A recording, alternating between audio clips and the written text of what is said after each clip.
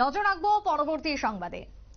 আজ ধর্মনগরে সকালে পৌঁছায় কংগ্রেসের প্রতিনিধি দল। বিশেষ করে মঙ্গলবার সকালে ট্রেনে করে ধর্মনগর স্টেশনে গিয়ে পৌঁছালেন কংগ্রেস প্রতিনিধি দল। যে দলে ছিলেন প্রদেশ কংগ্রেসের সভাপতি আশিস কুমার সাহা, ছিলেন বিধায়ক সুদীপ রায় বর্মন।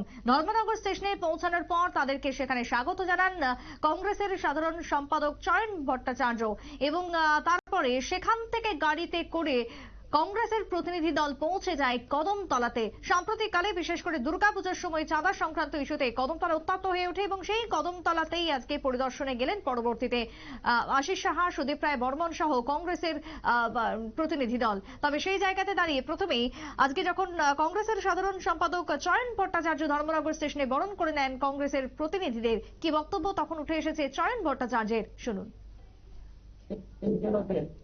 একটা দুর্ভাগ্যজনক ঘটনা ঘটে। সাধারণ মানুষ সবাই ক্ষতিগ্রস্ত হয়েছে, বিপর্যস্ত হচ্ছে, একজনের প্রাণও গেছে। এই এলাকার ভীতি গোটা এলাকায় বিরাজ করছে। তারই পরিপ্রেক্ষিতে আমাদের এআইসিসির মাননীয় সুদীপ রায় বর্মন সদস্য, ইনি আমাদের রাজ্যের প্রদেশ কংগ্রেসের সভাপতি আশিস সাহা সহ প্রতিনিধি দল কদমতলা এলাকায় টেলিভিশন থেকে মানুষের সাথে খোঁজখবর নিয়ে এই যে একটা অস্থির পরিবেশ তাকে শান্ত করার জন্য মানুষের বার্তা দেবেন ও গোটা এলাকা আন্দোলন পরিবর্তন। এই হচ্ছে আমাদের স্টেশনে আজকে আসার উদ্দেশ্য। আমাদের মাননীয় সুদীপ হয়েছেন, তাদের তিনি স্বাগত দিয়ে স্টেশনে রওনা করেছে। নমস্কার। শুনলেন কংগ্রেসের সাধারণ সম্পাদক চয়ন ভট্টাচার্যের বক্তব্য এবং তারপরে কংগ্রেস প্রতিনিধি যখন গিয়ে পৌঁছান কদমতলাতে, সেখানে কদমতলাতে পৌঁছানোর পর যারা মূলত এই ঘটনার ক্ষতিগ্রস্ত হয়েছিলেন তাদের সাথে দেখা করার পর কি বক্তব্য উঠে এসেছে কংগ্রেসের সভাপতি আশিস কুমার সাহা কি জানিয়েছেন সাংবাদিকদের, শোনাবো। অনেকে এই ঘটনায় তারা তাদের জীবন সম্পত্তি সারা জীবনের জন্য তাদের নষ্ট হয়ে গেছে।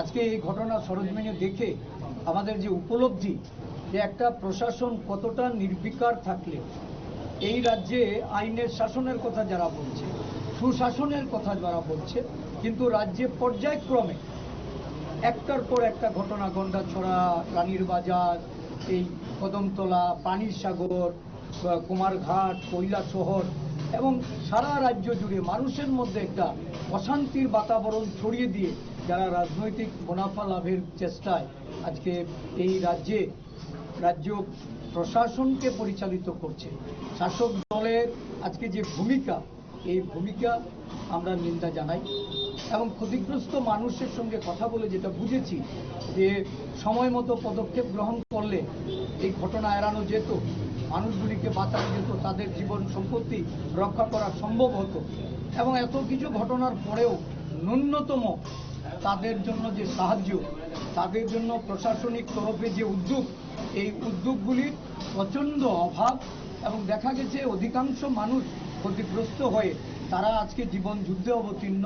নতুনভাবে তাদেরকে গড়ে তোলার জন্য তাদের ব্যবসাপত্র, বাড়ি ঘর সমস্ত কিছু, অনেকের বাহন পুড়িয়ে দিয়েছে, অনেক জায়গায় টুটু, মোটর বাইক, এই ধরনের যানবাহনের ব্যবসার সঙ্গে যারা জড়িত ছিল তাদের জিনিসপত্র নষ্ট করে দেওয়া হয়েছে। কোটি কোটি টাকার সম্পত্তি নষ্ট করে আজকে কদমতলা একটা এই রাজ্যের ভেতরে সাম্প্রদায়িকতার ক্ষতচিহ্ন রূপে আজকে এটা আত্মপ্রকাশ করেছে। প্রদেশ কংগ্রেসের পক্ষ থেকে বা আমাদের জাতীয় কংগ্রেসের নেতৃত্বরা তারা উদ্বেগ প্রকাশ করছেন এই রাজ্যের ঘটনাগুলি নিয়ে।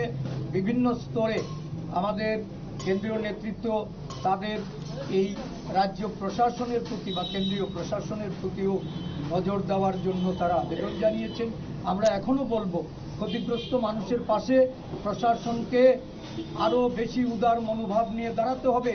দুটি সম্প্রদায়ের মধ্যে সম্প্রীতি যদি গড়ে তুলতে হয় তাহলে উভয় সম্প্রদায়ের মানুষকে শান্তির বাতাবরণের মধ্যে বসবাস করার সুযোগ করে দিতে হবে।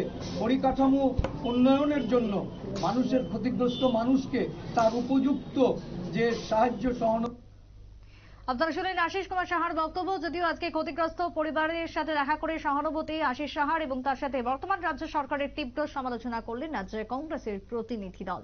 ছোট্ট বিরতির পর ফিরছি, সঙ্গে থাকুন।